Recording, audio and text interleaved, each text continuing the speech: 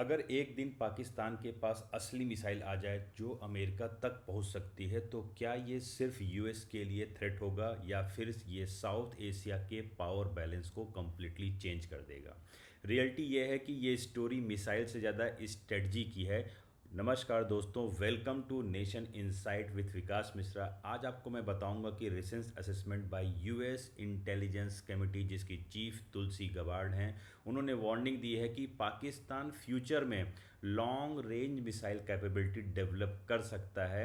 लेकिन सवाल सिर्फ इतना नहीं है कि क्या ये टेक्निकली पॉसिबल है, और अगर है तो इंडिया के लिए इसका मतलब क्या है। आइए सारी चीज़ों को समझते हैं। उससे पहले देखते हैं किस तरीके से एनडीटीवी वर्ल्ड ने कवर किया है इस न्यूज़ को कि चाइना पाक developing nuclear missiles that put US with in range. दोस्तों, और ये किसी और ने नहीं जबकि इंटेल चीफ तुलसी गबार्ड, ये तुलसी गबार्ड हैं अमेरिका की जो इंटेल चीफ है, और उनकी कमेटी की रिपोर्ट को बता रही हैं कि किस तरीके से आने वाले टाइम पर चाइना पाकिस्तान का सपोर्ट कर रहा है टेक्निकली, और पाकिस्तान आने वाले टाइम पर ICBM inter continental ballistic missile पर काम कर रहा है, और ये अमेरिका के लिए खतरा हो सकता है। और देखिए यहाँ पे मेंशन है कि speaking about Pakistan, she told law makers that the Islamic republic's long range ballistic missile development potentially could include ICBM, जिसकी रेंज 5000 से ज़्यादा होती है, और वो कैपेबल होगा स्ट्राइक करने के लिए यूनाइटेड स्टेट्स। देखिए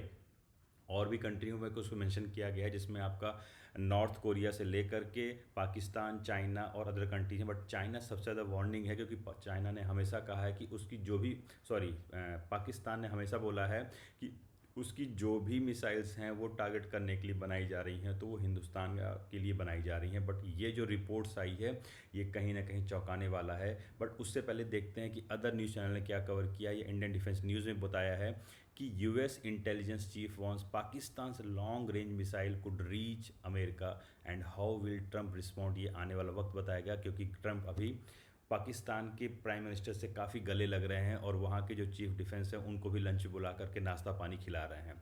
क्या ये नाश्ता पानी खिलाना और ये वार्निंग कुछ कॉन्ट्राडिक्ट करती है? और देखिए अल जज़ीरा ने भी इसे कवर किया है कि Gabbard says Pakistan missile a future threat to US but expert push back. और ये बहुत ही बड़ी वार्निंग मैसेज है, और ये अगर इंटेलिजेंस रिपोर्ट है तो ये कहीं से कोई फेक या कोई टीआरपी बढ़ाने वाली न्यूज़ नहीं है। तो इस न्यूज़ में कुछ ना कुछ सच्चाई ज़रूर होगी, और पाकिस्तान ज़रूर ऐसा कुछ कर रहा है जो आने वाले टाइम पर कॉन्टिनेंट्स में ही नहीं, इंडियन कॉन्टिनेंट्स में नहीं, बल्कि अदर कंट्रियों पर भी रिस्क बन सकता है। तो आइए चलिए पहले देखते हैं कि चाइना की पाकिस्तान की एक्चुअल पोजीशन अभी क्या है उसका बैकग्राउंड, और किस टाइप के मिसाइल्स वो अभी रखता है। देखिए अभी पाकिस्तान का जो मिसाइल प्रोग्राम है वो लार्जली मैंने आपको बताया वो इंडिया फोकस्ड है, जिसमें आपका उसका देखे होंगे शाहीन सीरीज है, जिसकी मैक्सिमम रेंज अभी जो बन चुकी है वो 3000 किलोमीटर के रेंज के हैं, जो कवर करता है पूरे इंडिया को। ये बैलिस्टिक्स मिसाइल हैं। बैलिस्टिक मिसाइल जैसा आपको पता है जो इस तरीके से पैराबोलिक पाथ पर चल के टारगेट करती हैं। और फिर ये आता है अबाबील।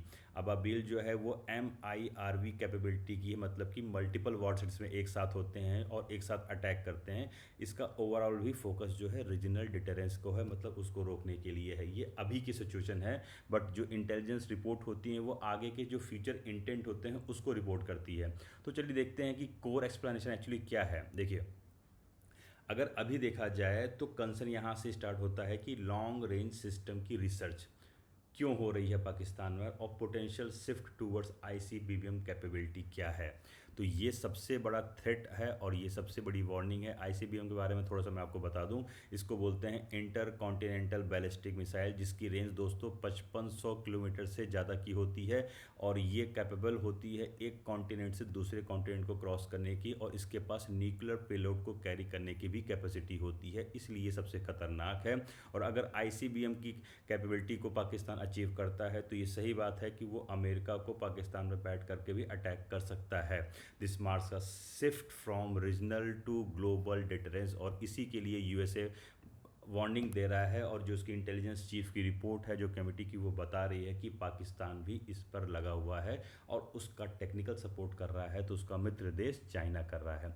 तो सबसे बड़ा सवाल देखिए ये बनता है कि ये कॉन्ट्रडिक्शन कैसे आ रहा है? आपको तो लग रहा होगा कि पाकिस्तान तो इस समय अमेरिका के साथ काफ़ी दोस्ती यारी कर रहा है। देखिए, पाकिस्तान कभी भी अमेरिका का दोस्त नहीं रहा है, पपेट रहा है, टूल रहा है। क्यों? क्योंकि यूएसए हमेशा पाकिस्तान को टूल की तरह यूज़ किया है, जब उसको अफगानिस्तान पर अटैक करना था तब, और जब इंडिया के लिए थोड़ा सा उसको अटैक बनाए रखता है कि ताकि इंडिया को भी वो बैलेंस कर सके।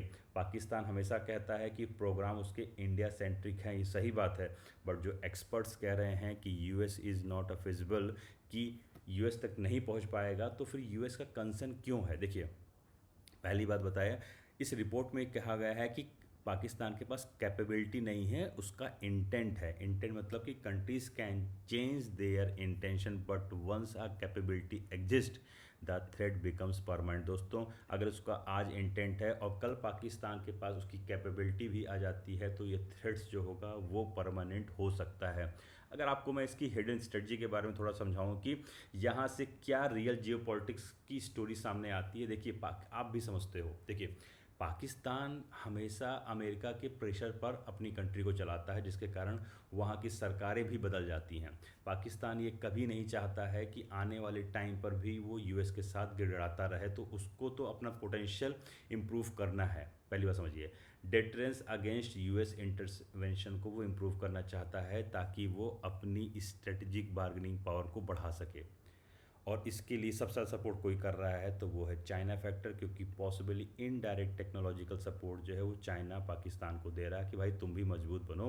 जो तुम पाकिस्तान के साथ पपेट बने रहते हो, तो मेरे साथ पूरी तरीके से इन्वॉल्व नहीं हो पाते हो, तो एक काम करो, तुम भी आईसीबीएम पर काम करो, मैं तुमको टेक्नोलॉजी और पैसे प्रोवाइड कराऊंगा।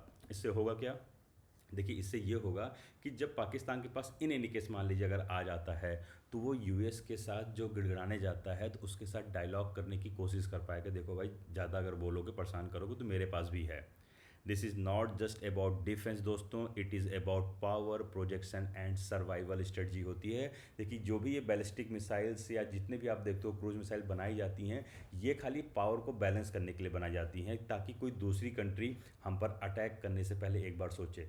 जैसे आपको पता हो कि न्यूक्लियर पावर कैपेबिलिटी जो कंट्रीज़ होती हैं वो किस लिए होती हैं? अब ये एटम बम जो हैं, हाइड्रोजन बम है, ये बना के छोड़ने के लिए नहीं रखे जाते हैं, ये रखे जाते हैं कि हम पावरफुल कंट्री हैं, ये दबदबा बनाने के लिए होता है, ताकि कोई दूसरी कंट्री एक बार उस कंट्री पर अटैक करने से पहले सोचे कि उसके पास तो एटम बम है, अगर हमने कुछ किया तो वो हमारे पर अटैक कर सकता है। और इसलिए देखा होगा कि अक्सर पाकिस्तान इसी की दुहाई करता रहता है और अमेरिका को बोलता है, देखो भाई, हिंदुस्तान को रोक लो, अदरवाइज मेरे पास एटम बम है, मैं फेंक दूंगा, मैं उड़ा दूंगा। अब देखिए, यहाँ पे आप सोच रहे हो कि यूएस का रिस्पॉन्स क्या होगा।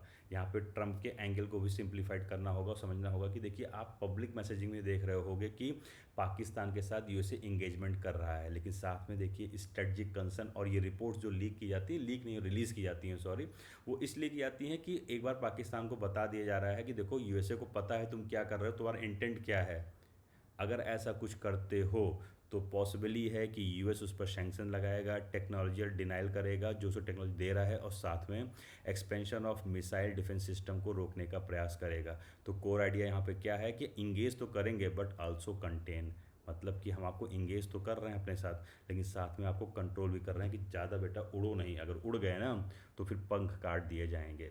अब आते हैं, देखते हैं इसमें इंडिया का एंगल क्या है। देखिए, आपको तो पता है कि हमारे मुल्क, हमारा जो देश है, उसके जो पड़ोसी देश हैं वो पाकिस्तान और चाइना हैं, और इनका स्ट्रेटजिक अलाइनमेंट कैसा है ये भी हिंदुस्तान को पता है। तो देखिए, इंडिया के लिए तो मेजर सिग्नल है कि पाकिस्तान को वॉच करता रहे, क्योंकि पाकिस्तान के पास अगर आईसीबीएम के साथ साथ एमआईआरवी या लॉन्ग रेंज पोटेंशियल मिसाइल आती है तो इंडिया के लिए भी खतरा है, क्योंकि न्यूक्लियर डिटेंस कॉम्प्लेक्सिटी इंक्रीज होगी, और इंडिया इसके लिए हमेशा ऑलरेडी प्रिपेयर है, और वो अपनी अग्नि मिसाइल सीरीज़ को आगे बढ़ा रहा है। जैसा आपको पता है कि इंडिया के पास तो ऑलरेडी अग्नि फिफ्थ जो आईसीबीएम कैपेबिलिटी रखती है वो है, बैलिस्टिक मिसाइल डिफेंस सिस्टम है, स्पेस बेस्ड ट्रैकिंग सिस्टम को इम्प्रूव कर रहा है। तो इंडिया की स्ट्रेटजी तो क्लियर है कि deterrence plus technology plus intelligence capability पे हम काम करेंगे, और अपने हिंदुस्तान मुल्क, अपने देश को मजबूत करेंगे। तो ग्लोबल इम्पैक्ट की बात करें कि देखिए, अगर इसी चीज़ें हो रही हैं तो इसका ग्लोबल इम्पैक्ट पर क्या पड़ेगा। देखिए, अगर ये ट्रेंड कंटिन्यू होता है